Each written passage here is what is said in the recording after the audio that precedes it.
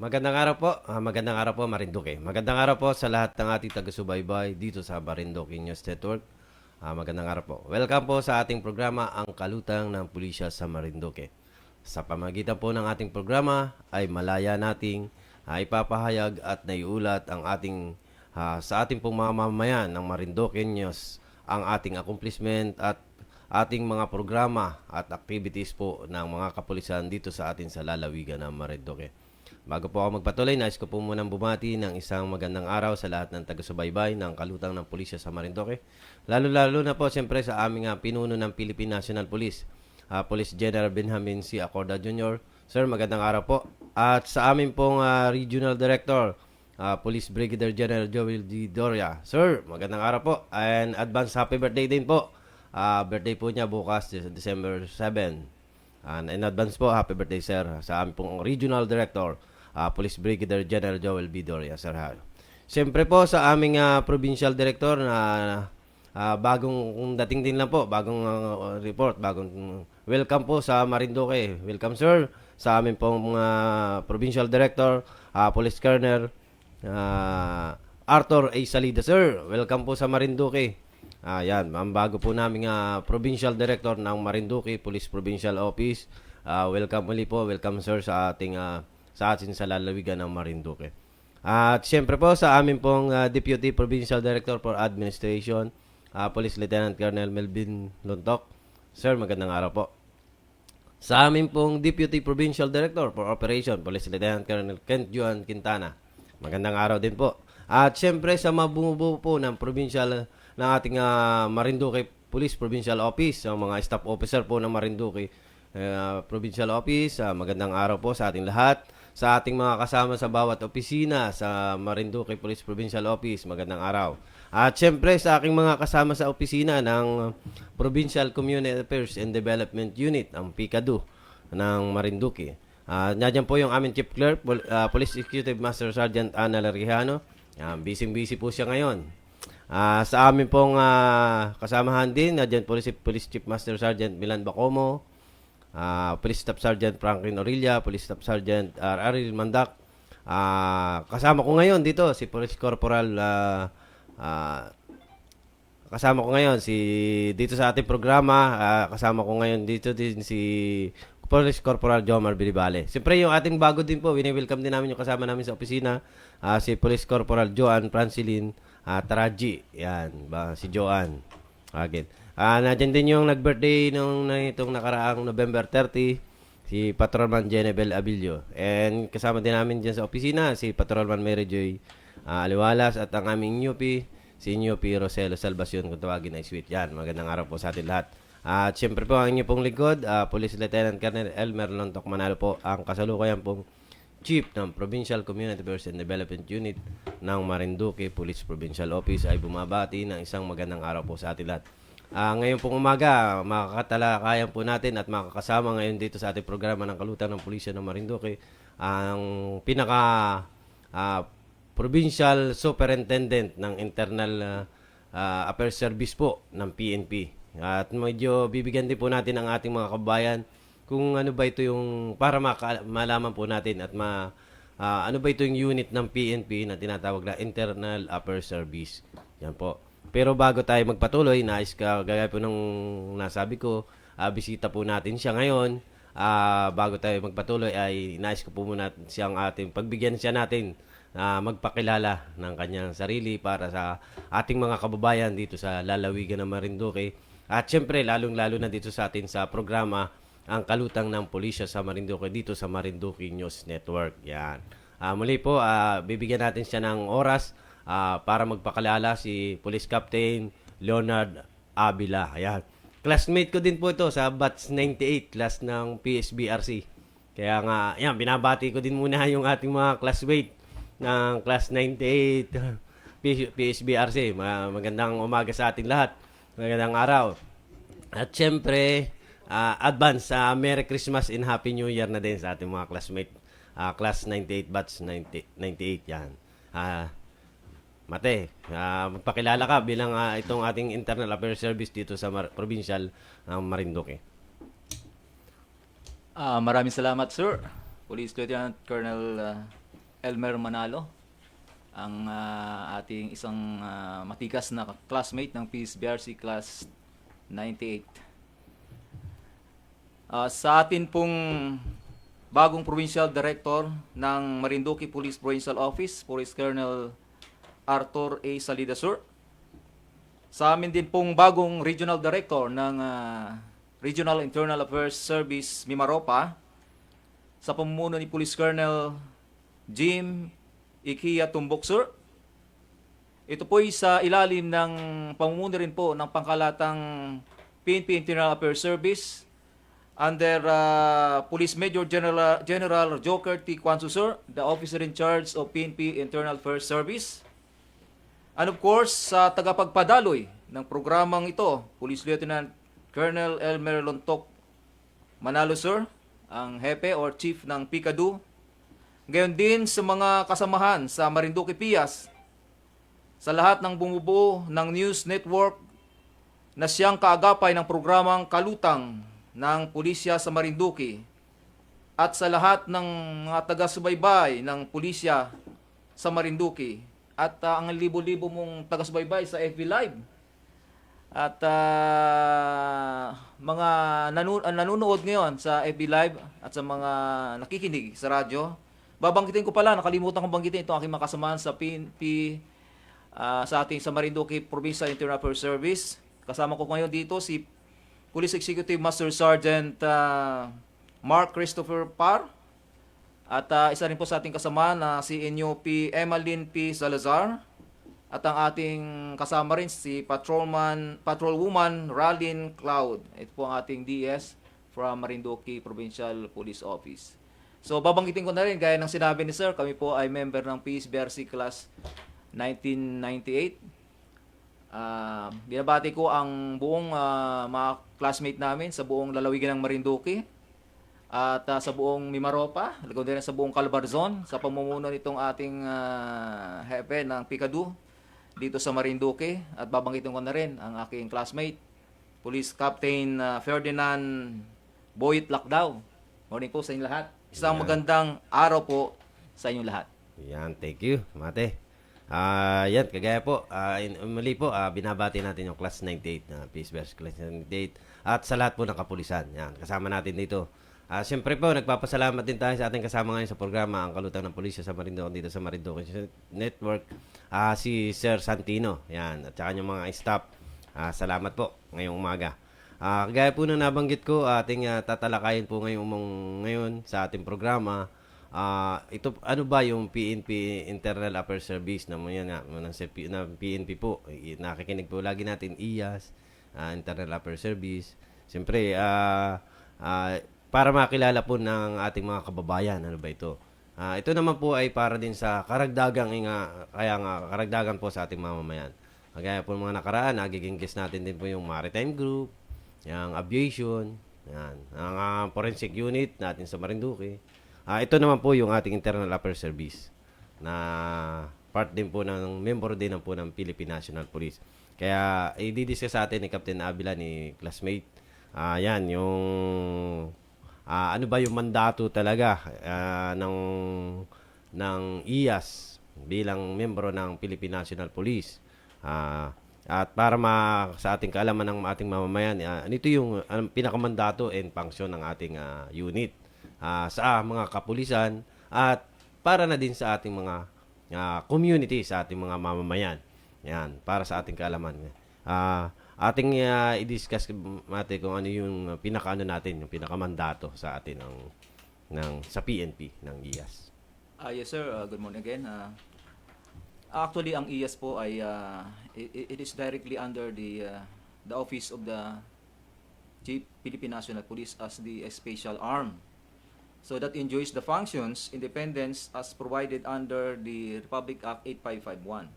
So mandating it to conduct motu proprio investigations, inspection and audits, and exercises other functions of its own initiative. So itong Internal Affairs Service po, para sa kaalaman po ng ating mga taga-subaybay, taga-pakinig, ito pong Internal Affairs Service of the PNP is an essential part of the disciplinary mechanism of the PNP. It serves as the monitoring body of the character and behavior of all policemen and operates as investigating and adjudicatory body on all administrative offenses committed by PNP personnel. Yan. So, Opo. sir, ito pong sa isang maiksing pagpapaliwanag nito, ang Internal Affairs Service po, ito po yung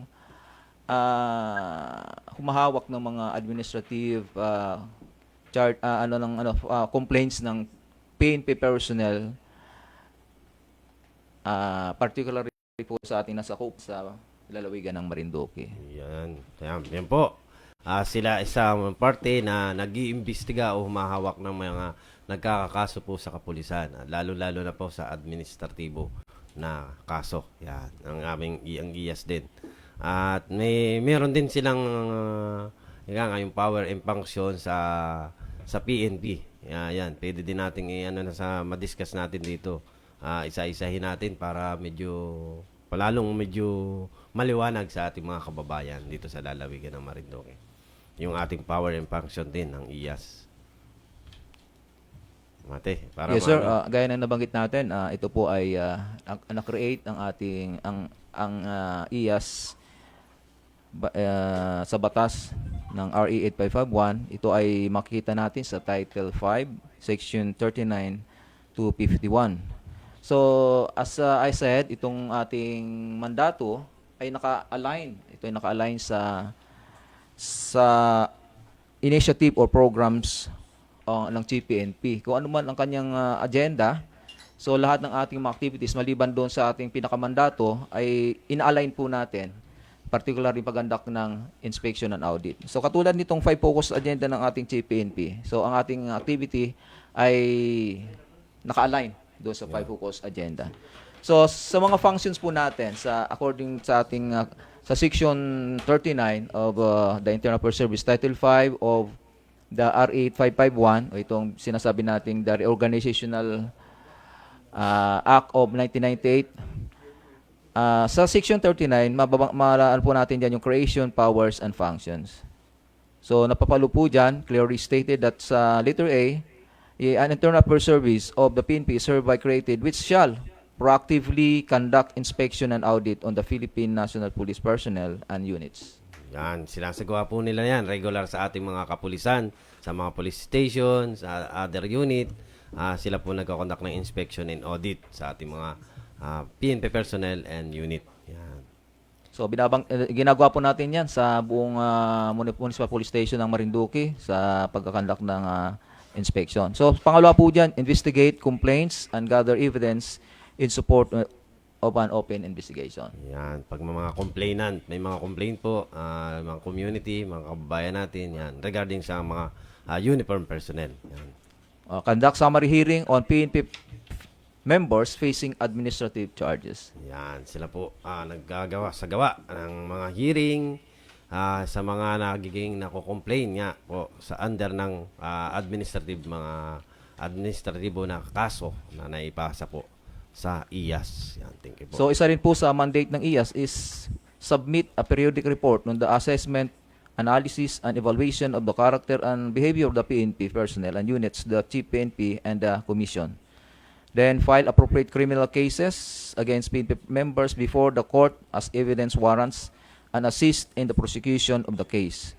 And the last is provide assistance to the Office of the Ombudsman in cases involving the PNP personnel. Yan. Kasi part din po talaga na ang IAS, lalo na sa programa po na amin PNP, yung internal cleansing. Talagang yung mga nagkakaroon po ng kaso, talagang ang PNP po ay nasa part po ng internal cleansing.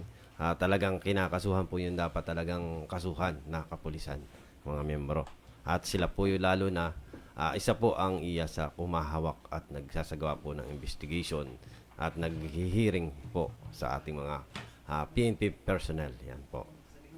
And isa din po, kagaya na banggit nga nila ng ating bisita po, Captain Nabila, yung hinahawakan talaga po ng IAS, mismo po yung tinatawag na motu proprio. Yan.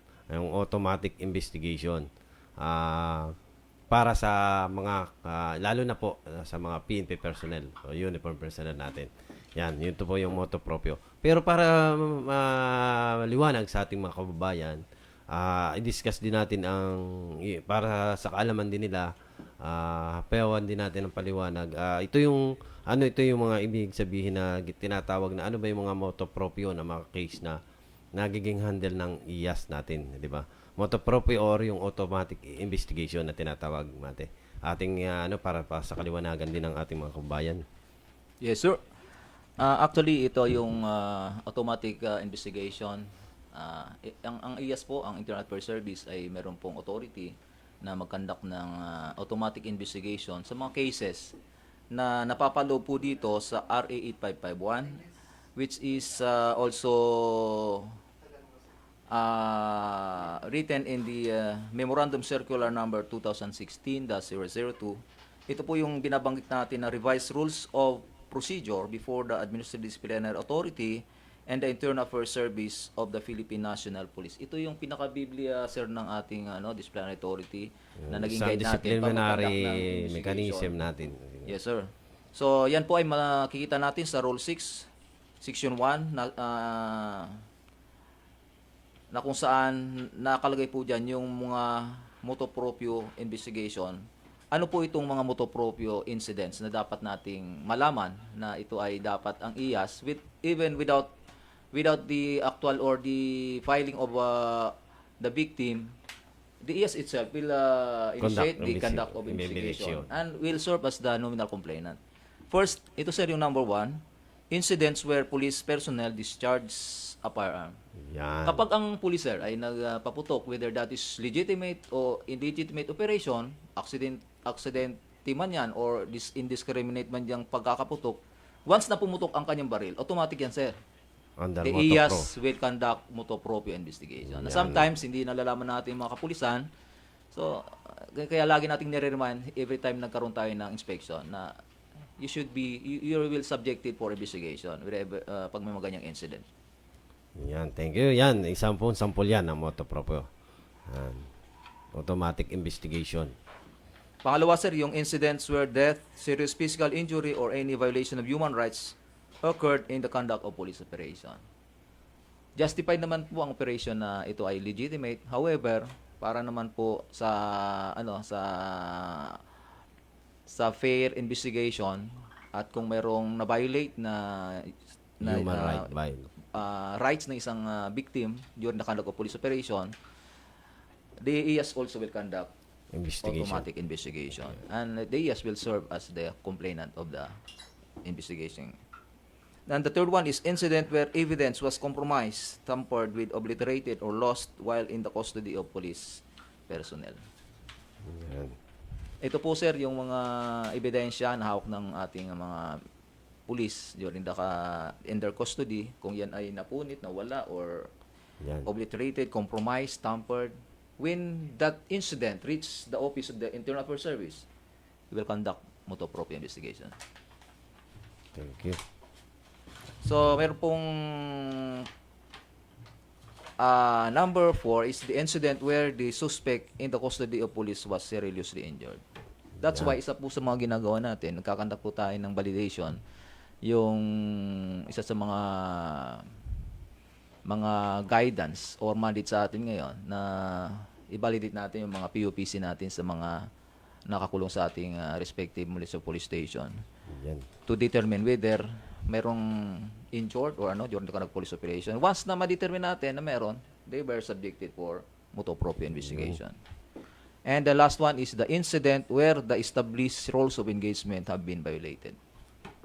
So, kung victim ng crossfire o merong insidente na nagkaroon ng barilan o may nadamay, and probably the rules of engagement is been violated, so the IAS will conduct motu proprio investigation. Yan.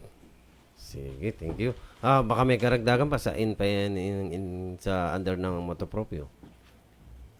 So, Other incident. according doon sa ating mandato, the IAS shall also provide documents or recommendation as regards to promotion of members of the PNP or the assignment of the PNP personnel to any key position. Yan po. Siguro ito yung mga para medyo sa nasa sila talaga na second isa level, isa din kayo sa nag-recommenda talaga, lalo na nagpo-provide ng mga document. Yes, sir. Regards to yung mga promotable po naming mga PNP personnel, yan Apo. sila po. Kung talagang sila ay walang pending case or under investigation More case. particularly, sir, ito yung mga ano natin, mga star rank Yan. position, yung mga ano natin na promotion ng mga star rank. Lahat ng promotion ng kapulisan. So isa po yan sa Clearance. mga mandato ng ating Internal Affairs Service. Yan. May mga ano rin kayo, mga established PNP desk. Kasi lahat po ng unit para din sa ating mga kababayan. Madami po kami mga itinatag na mga information desk o established PNP desk. Ang IAS mayroon din. Yan. May mga every may category nga lang every information po. Meron din sila. Although ang ating IAS dito sa probinsya lang sa Marinduque, isa lang yung ating opisina. Yan. Kaya yung kasama din po namin ito sa mismo dito sa Camp Maximo Abad, Buwak Marinduque. Yan. Ang IAS office. Para sa kanilang mga request and kung may mga assistant na ating mga kababayan na kailangan. Di ba? Yes, sir. Yan po ay actually nag-start na po yan yung establishment ng ating PNP IAS desk noong 2021 pa. Nagkaroon na tayo ng coordination, nag-establish na po. So sa ngayon, ang Marinduque Provincial Police Office ay meron pong 6 na munisipyo o municipal police station. Bawat municipal police station po, meron po tayong nakatalagang IAS desk. Yan po ay may order galing sa DPRM. So, bawat isang station, meron po tayong nakatalagang 2 PNP personnel. So, ang bawat PNP personnel ay organic member po yan ng police station. Yun. So, kaya nga natin, yan po ay makakatulong sa kakabuti ng ating PNP organization. So, meron po tayong mga categories na yan. Pwede ko ba basahin itong Sige. na Para categories? sa kalaman natin mga Para po sa kaalaman ng mga ating mga kababayan, sa ating mga tagapakinig, mga taga-subaybay natin dito sa lalawigan ng Marinduque. So, alam niyo pong ang mga IAS desk natin ay naka-establish po yan sa bawat police station natin. So, ang mga categories po natin dyan na pwedeng ilapit natin, yung mga verified information of grave and less grave offenses, unverified or derogatory information, breach of internal discipline and simple offenses, positive feedback, negative feedback, request for assistance. So sometimes, sir, na-misinterpret ng mga ating mga kababayan na ang IAS desk ay para lang sa mga kaso ng pulis. So yan. pwede rin po nating ilapit dito sa IAS desk para mabigyan ng kaukulang recognition yung mga good deeds, yung mga gandang nagawa ng pulis. So isa rin po yan sa purpose kaya in-establish ang PNP IAS desk. Para makita naman yung initiative and accomplishment ng isang unit, ng isang PNP members. Yan. Sila kasama. Hindi lang yung kaso ang kanilang na-evaluate and na-recognize din nila yung ating initiative and accomplishment ng kapulisan. Yan. Opo, sir. And isa din, ang IAS, meron din tayong tinatawag. Kasi lahat po ng ang PNP unit ng Philippine National Police, may mga best practice talagang sinasagawa. Kaya isa yun sa kalimitan. Siyempre may mga kagaya po kami sa Marinduque Police Provincial Office. Madami po kaming best practice na ginagawa. Ang sa inyo naman, sa IAS, may tinatawag kayong best practice din sa... Yes, sir. Actually, itong ating best practice, sir, ay inadapt natin ito sa pangkalahatang practice ng Regional Internal Affairs Service. Ito ay initiative po ng regional office ng IAS sa atin, sa Calapan. So, kinaskate to, sir, sa buong mga provincial and city Internal Affairs Service. Para itong word kasi nito, itong best practice nito ay tinatawag nating Oplan Pasayod. So Oplan Pasayod na yan, sir, ito ay salitang Rombloanon word na means to inform. Pasayod. Dapat alam nyo. Kaya isa sa mga ginagawa namin, nagbibigay po tayo ng mga leaflets at mga flyers sa mga police at sa community, sa barangay upang ma-inform sila kung ano yung mga existing policy ng PNP Internal Affairs Service. So, babanggitin ko po yan, sir. Pwede nilang i-text sa aming contact hotline number sa 0917-217-2683. Meron din po tayong hotline na landline sa 042-332-0754 or pwede nilang i-send sa ating web FB page o messenger through Pias Marinduque. Yan, yun po. Para sa ating... ito naman talaga, kaya po naging bisita natin mismo itong Internal Affairs Service nga. Itong programa po talaga natin ang kalutang ng pulisya sa Marinduque, dito sa Marinduque News Network. Ito din talaga ang pinakaano natin. Ika nga, malaya nating naipahayag at naipaparating information ng regarding sa mga usapin sa mga kapulisan. Kaya yan, isa din po yan sa programa ng although yung best practice o plan pasayod ang ano nila. Pero ito'y ang nais talaga, any complaint, any good deeds or any yung ika nga kung nakikita ninyo na sa ating mga kapulisan. Yan, pwede din nating iulat o iparating para magkaroon man lang ng evaluation at saka ika nga award, yan, commendation. At para ma-evaluate din ang mismo ng IAS, yan. Thank you. Maganda yung programa. Kagaya po ng mga nabanggit na hotline nila, ang ating IAS po mayroong hotline sa line 04 para po sa baka may mga nalito na iba nating mga sa kababayan sa ating programa na nakasubaybay. 042-332-0754. And may cellphone number din po sila, 0961-21-72683. Yan, thank you. At then, pinaka-importante po, may FB page din sila, Pias Marinduque. Yan. And baka mate, mayroon din ang ating IAS dito sa Marinduque as your provincial superintendent ng IAS. Ano yung accomplishment ng ating dito sa Marinduque nitong nakaraang kasalukuyan buong taon ng 2023 kasi December na tayo ngayon, patapos na yung taon. Itong anong status o accomplishment ng ating Yes sir, siguro sa ating masusing pagkakandak ng inspection and audit at reminder sa mga PNP, ito po ang mga resulta ng ating programa. So isa lang po ang nagkaroon ng kaso sa buong Marinduque sa loob ng ngayong taong 2023. So ang Marinduque Pias ay nakatanggap at nakapagtala ng isang kaso lamang sa buong taon ng 2023. So pagdating naman po sa ating IAS desk, tayo po ay nakapag-establish na ng lahat ng municipal police station. Isa sa Marinduque PPO, 6 po yung sa municipal police station at mayroon po tayong establish sa Marinduque PPO yung isa sa provincial capital ng Marinduque. At meron din po tayong dinirect na mag-organize tayo sa isang highly urbanized barangay. So napili po natin yung Barangay Laylay, Buwak Marinduque. yan. So establish na po yung yung ating nakapag-coordinate na po tayo diyan sa kanila para ma-establish ang ating IAS desk. Sa kasalukuyan naman po, wala po tayong natatanggap sa ating opisina ng reklamo o komento galing sa mga mamamayan ng Marinduque sa pamamagitan ng IAS desk na naka-establish sa ating opisina. Sa ganun pa man, patuloy ang ating implementasyon sa mga nakasaad sa mandato ng PNP Internal Affairs Service at sa pagsasagawa ng investigasyon sa ating kapulisan na maaring inireklamo o nagkasala sa ating batas o mayroong na-violate o mayroong mga may mga walk-in complaints na pupunta sa opisina upang mag-file ng formal complaints.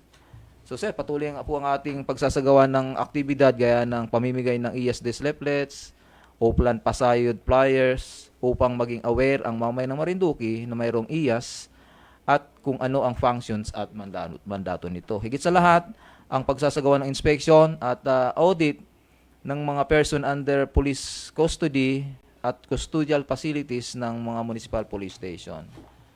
So yan po yung ating mga aktibidades sa ating actually sir, na hindi ko nabanggit sa inyo, tayo po ay nahirang lamang na acting provincial superintendent nitong October 15, 2023. Yan, welcome So, din. Welcome sa Marinduque. bagamat hindi na tayo bago at tayo po ay dati na rin pong nag-officer in charge sa mga nakarang taon, siguro may kambak-kambak din ng Marinduque kaya tayo ay naibalik dito. Yan, bilang welcome muli acting. sa Marinduque. Maraming salamat sir at And yan talaga po, sa part natin, although may oras talaga tayo po, at least nakasama po natin ang Provincial Internal Affairs Service yan, ng PNP. Police Captain Leonardo Avila. Yan, class 98 din po namin yan. Pero baka kayo may karagdagan pang natin para nais pang bang sabihin sa ating mga kababayan dito sa atin sa lalawigan ng Marinduque, lalo na sa dito sa atin sa mga taga-subaybay natin dito sa programa Ang Kalutang ng Pulisya sa Marinduque dito sa Marinduque News Network. Yes, sir. Maraming salamat sa pagbibigay ng pagkakataon na tayo po ay maging bahagi ng inyong programa, Kalutang ng Pulisya sa Marinduque. So ako po ay natutuwa na naiparating namin sa pamamaraang ganito ang mandato ng PNP Internal Affairs Service sa ating mga tagapakinig. Of course, siguro naman ang PNP ng Marinduque ay aware na dito sa ating mandate. Subalit ang ibang mga kababayan natin na hindi masyadong aware ay nabigyan natin ng information sa pamamagitan nitong iyong programa. Ganun din, ito ay timely rin po, sir, sa pagkakataong ito na darating ang Kapaskuhan at bagong taon. Isa po sa mga naging problema natin, minsan naging incidents natin, yung mga discharge of firearm during Christmas and New Year. So, pinaalalahanan po natin yung ating mga kasamahan sa buong lalawigan ng Marinduque na tayo po ay sumunod sa protocol at para maiwasan natin. Maging yan ay aksidente, kayo po ay mag-subject for investigation ng PNP Internal Affairs Service for motu proprio investigation. So, kung tayo natutuwa, wag na nating isabay yung ating kasi minsan, sa huli lang pagsisisi, kapag tayo ay nagkaroon na ng kaso. So, ini-expect ko po na effective naman po ang ating information dissemination dahil isa lang po ang kaso dito sa buong Marinduque sa loob ng isang taon. So, salamat po. Maraming salamat sa pakipagtulungan ng lahat ng membro ng kapulisan ng buong Marinduque.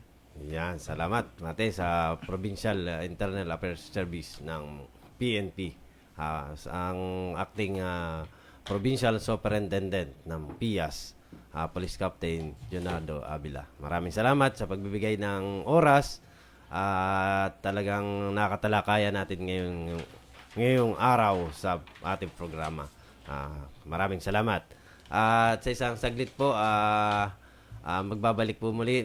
Mamaya po may isa pa din tayong bisita. Dalawa pa po pala mula sa Gasan at saka sa Mugbog. Pero bago po tayo magpatuloy, magbibigay po muna tayo ng ilang paalala para sa kasunod po nating programa, mga bisita dito sa ating programa Ang Kalutang ng Pulisya sa Muli. Magbabalik po sa ilang minuto ang ating programa Ang Kalutang ng Pulisya sa Muli.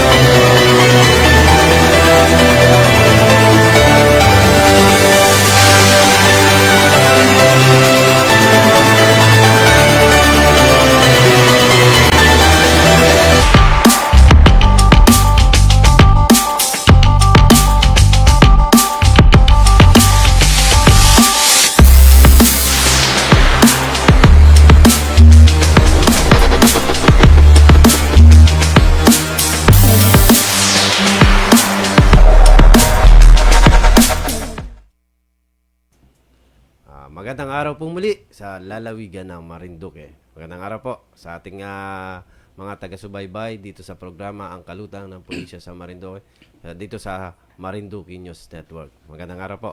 Kagaya po ng sinabi ko kanina, makakapiling din po at makakasama natin, magkakaroon din po tayo ng talakayan sa ating mga bisita mula sa bayan ng Gasan at Mugpog, ang ating mga kapulisan sa Mugpog and Gasan. Yan. Bago po ako magpasimula, ating papakilala ko po muna ang ating kasama ngayong umaga. Mula po sa Gasan Municipal Police Station, ang PCRP NCO ng Gasan Municipal Police Station, Police Senior Master Sergeant Liobert Arenas po.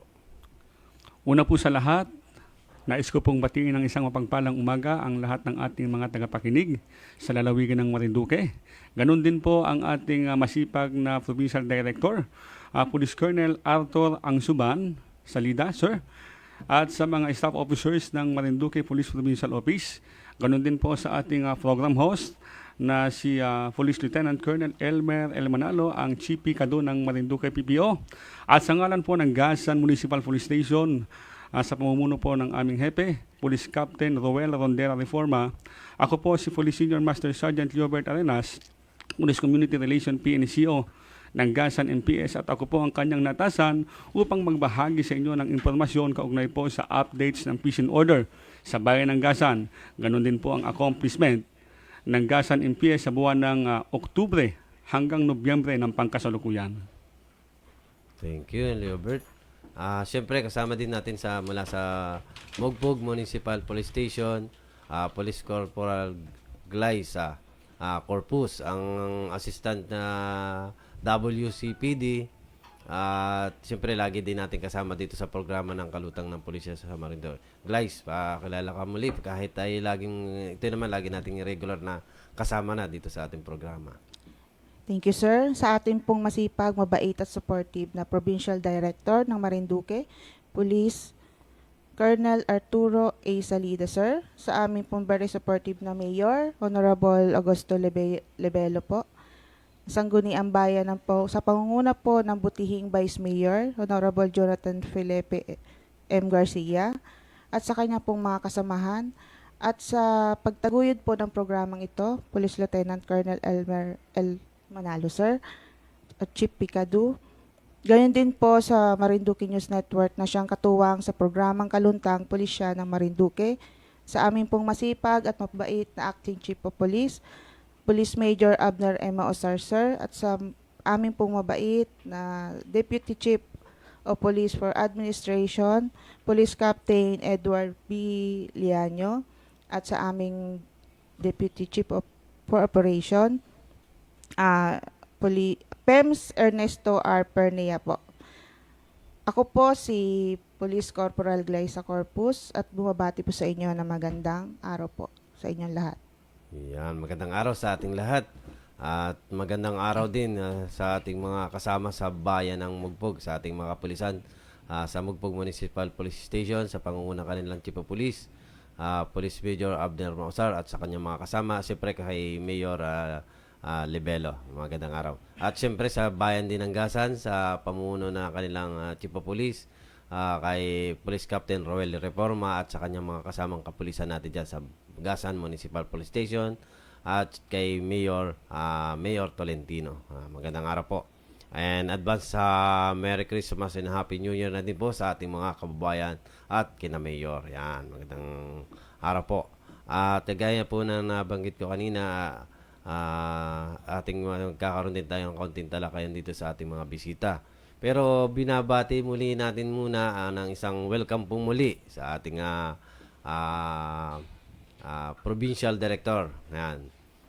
Babatiin po muna muli natin na welcome, sir, kay Police Colonel Arthur A. Salida. Sir, welcome po sa Marinduque. Yan, pinararating po, lalo-lalo na sa ating mga bisita. Kasama po natin ang mula sa bayan ng Mugpog and Gasan. Welcome, sir, sa Marinduque. Police Colonel Arthur A. Salida. And siyempre, pasasalamatan din natin yung ating dating Provincial Director. Yan. Police Colonel Christopher D. Melchor, sir. Yan. medyo, yan. Thank you, sir, sa inyong pagsiservisyo sa lalawigan ng Marinduque. Halos 2 taon, sir. Pagsiservisyo. Di ka na makakalimutan ng mga ating mga kababayan dito sa lalawigan. Yan. Kaya maraming salamat, sir, and good luck sa iyong assignment na bago. Yan, magiging assignment niya bago at duty niya at sa kanyang may bahay din po. Maraming salamat. Yan, maraming salamat po. And sa ating mga bisita ngayon, kagaya ng binanggit ko, kukumustahin natin yung mga sitwasyon nito sa ating mga bayan, lalo na sa bayan ng Gasan at Bugbog. Kumusta ba sa bayan ng Gasan ang ating peace and order situation natin dyan? Liobert. Okay, Sir Ma'am. Malugod po namin ipinapaalam sa lahat na ang bayan ng Gasan po sa buwan ito ng Disyembre ay nananatiling tahimik at payapa. Wala po tayong namomonitor ng mga grupo ng mga manliligalig na maaaring maging hadlang sa kapayapaan ng bayan ng Gasan. At upang masiguro po natin na talagang magiging tahimik po ang pagdating ng ating Christmas at New Year, patuloy po ang pagsasagawa ng inyong kapulisan ng pagbabandilyo, ganun din po ang pagpatrolya sa umaga at gabi. Pagsasagawa po ng mga PCR activities tulad ng dialogue pulong-pulong. Dito po nakikipag-coordinate kami sa mga opisyalis ng barangay at ganun din po sa mga residente ng 25 barangay sa bayan ng Gasan. And then, pag nagsasagawa din po kami ng ito pong pamimigay ng mga flyers o pamphlets na kung saan nakalathala po dito yung hotline number ng Gasan MPS upang mas madali silang makahingi ng tulong o assistance ng kapulisan sa oras ng kanilang pangailangan. Bukod po doon, nagpo-post din kami ng mga hotline number ng Gasan MPS sa aming mga social media account. So doon sa ating mga kababayan, pwede rin po kayong humingi sa amin ng tulong through sa Facebook po ng Gasan MPS. At patuloy din po ang pagsasagawa namin ng checkpoint operation. Kaya inaabisuhan po namin ang aming mga kababayan dyan sa Gasan na kung maaari po tayo po sumunod doon po sa ating pinatutupad na batas, lalo tigit yung pong mga ordinances tulad po ng mga curfew hours. Then yung pong batas trapiko. At gusto ko rin pong ipaalam sa lahat na sa darating pong December 13 to 14, magkakameron kami ng BPATS and Barangay Peacekeeping Action Team and Barangay Tanod Training. Para doon po sa mga bagong mga tanod. Ito po ay para sa inyo, para ika nga, lalo tigit, darating ang Pasko, kumbaga tayo po ay busy-busy. So dito, malalaman natin kung ano ba yung dapat nating ipatupad na batas sa ating mga kababayan. Yun lang po at maraming salamat. Yan, thank you, Robert. Kagaya nga sa Gasan, napakatahimik din naman. Kumusta naman sa Mugbog natin kay Glyce? Guys, kumusta ang peace and order situation natin sa bayan ng Mugbog? Ang Mugbog Municipal Police Station po, sa pangunguna po ng aming Acting Chief of Police, ay taos po munang nagpapasalamat sa mga mamamayan na binibigay po ninyong suporta sa amin at sa ating bayan ng Mugbog para sa katahimikan at kapayapaan at kaayusan ng Mugbog. Ang Mugbog MPS po ay patuloy po na nagsasagawa ng mga crime prevention activities, awareness campaign para labanan po ang droga at terorismo. Gayon din po na nagbibigay po kami ng IEC materials patungkol sa nabanggit upang mapanatili ang kaayusan at katahimikan ng bayan ng Mugbog. At ito po ay alinsunod sa 5 focus agenda ng ating GPNP. Patuloy din po kami nagsasagawa ng K5 or Implant K5, kalalakihang kontra karahasan sa mga kababaihan at kabataan na nagbibigay nagtuturo ng batas ukol sa mga pang-aabuso laban sa mga kababaihan at kabataan. Yan, thank you, Glyce. Yan po, mamaya naman po at tatalakayin ko, iulat ko rin po yung mga kabuuan ng insidente sa ating sa lalawigan. Yan, para sa ating mga kababayan at sa kanilang kaalaman na rin po. Aking iuulat din po sa ating mga mamamayan. At bago din tayo ating ipagpatuloy po ito, alamin din natin sa kanila yung mga accomplishment naman ng kapulisan. Baka may ano ba yung ating mga accomplishment ngayong nakaraang mga buwan, ito o kasaklukuyan sa bayan ng Gasan, Gilbert. May mga accomplishment ba na ating mga sa operation sa ating mga kapulisan? Yes, sir. Sa buwan po ng Oktubre 2023, nakapagtala po tayo ng isang accomplishment sa paglabag sa Republic Act 9165 o yung pong tinatawag nating Comprehensive Dangerous Drug Act of 2003. Isang individual naman po ang lumabag sa PD 705 o illegal logging at 225 individual na lumabag naman sa ipinatutupad na ordinansa sa bayan ng Gasan at 6 ang accomplishment sa Oplan Katok. Ito ay ang pangungumbinisi ng ating kapulisan sa mga gun holder na ang rehistro ng kanilang baril ay paso na at kinakailangan na nilang ibigay sa pangangalaga ng kapulisan if in case na ito ay hindi nila maiparehistro. Ano po? Then for the month of November naman po, nakapagtala po tayo ng isang accomplishment. Ito po ay sa arrest of wanted person na may kasong adultery. Dalawang individual sa paglabag sa kasong illegal cockfighting o yung pong PD 1602. At 403 na individual ang lumabag naman sa ipinatutupad na municipal ordinance at 8 individual naman o 8 accomplishment dito po sa tinatawag nating Oplan Katok. Yan, thank you, Gilbert. Sa bayan ng Mugpog, guys, kumusta naman ang accomplishment ng ating mga kapulisan dyan? Ngayon po sa buwan ng December ay meron pong isa na naglabag na RA 9165. Sa 4136 po ay 2, Municipal Traffic Ordinance po ay 60. Yun po yung mga batas trapiko po. Yan, thank you, guys. Yan, kagaya po ng binanggit ko, iuulat ko naman po yung kabuuan ng ating sa lalawigan, lalo na po sa mga insidente na napareport sa atin o naiulat sa atin. Ito yung aking iulat ngayon sa atin sa mga kababayan. Kagaya po nito itong buwan po ng November, tayo po ay nagkaroon ng record na sa kabuuan po ng November may 45 incident po tayo. Compared naman po nung last month, nung October, na 67. Kaya bumaba po tayo ng 22 incident ngayong buwan ng November. At sa kabuuan po sa Peace and Order Indicator, ito po yung mga nung nakaraang pong buwan, nung October, tayo po ay 52 ang incident. Pero ngayon pong November 2023, may naitala lang po tayo na 31. Kaya bumaba po tayo ng 21 incident. At kagaya din po yung sa Peace and Order Indicator, ito po yung index crime na tinatawag. Ito po yung 8 focus crime natin na pinatawag natin. Sa index crime po, nung nakaraang buwan pong October, 3 po yung ating naitala na record. Pero ngayon pong November ay iisa po yun.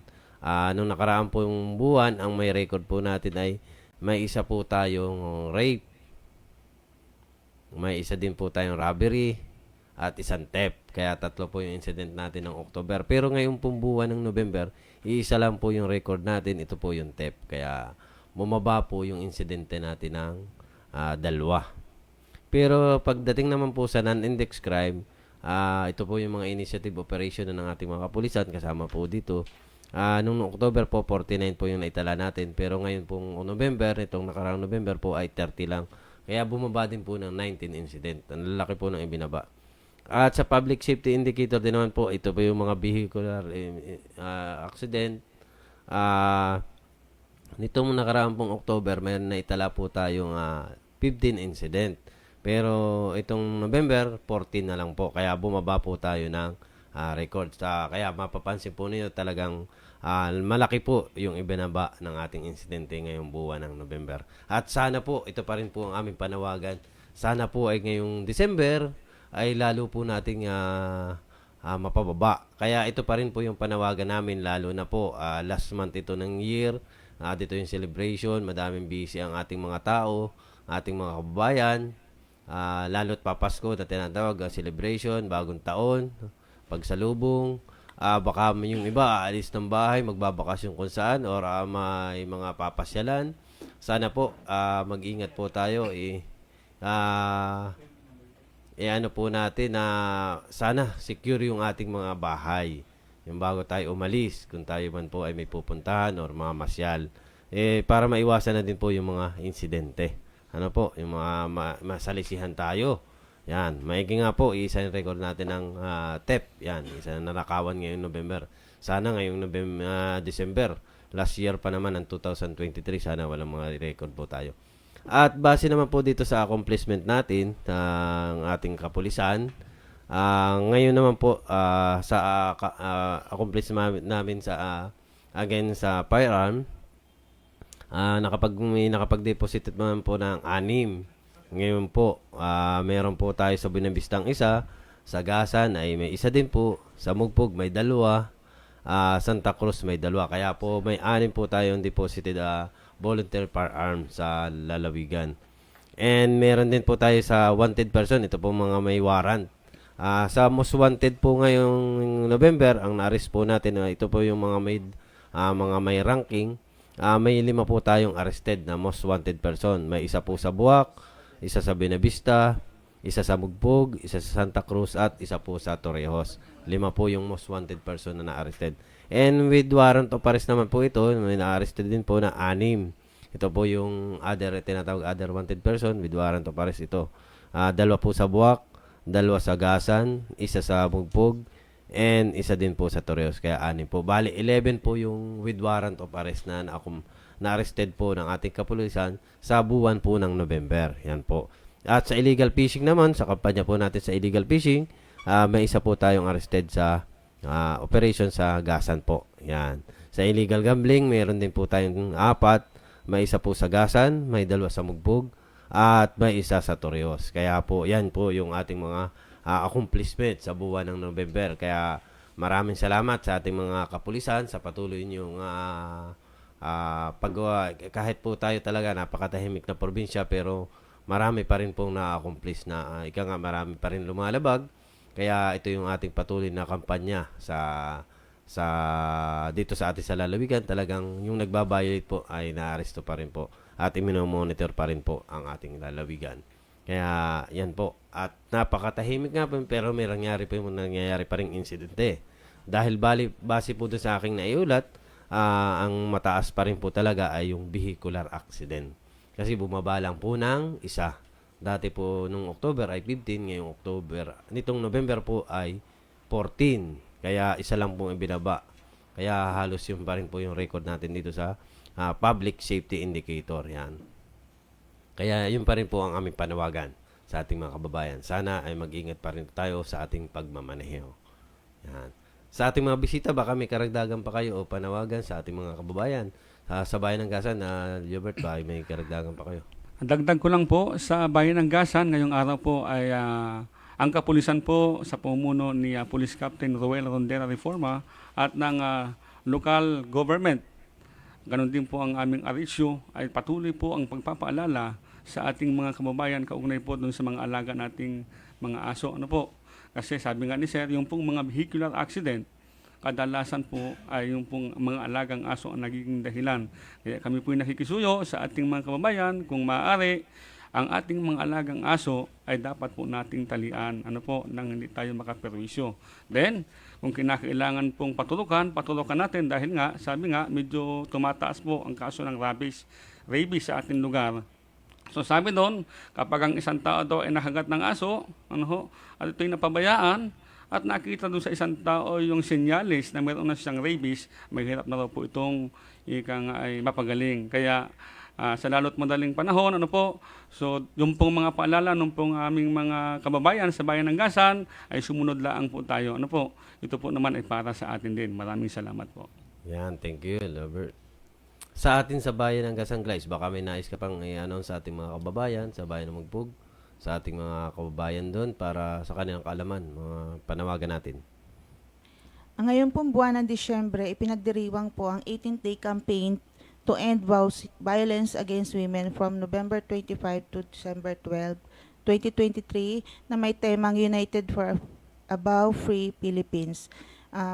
Kami po sa bayan ng Mugpog ay patuloy po kami nagpapaalala, lalong-lalo na po sa ating mga anak, nagabayan po lagi pong i-check yung mga cellphone, laging i-check kung sino ang mga kausap, at paalalahanan na mag-ingat at huwag umuwi ng alanganing oras na or gabing-gabi na.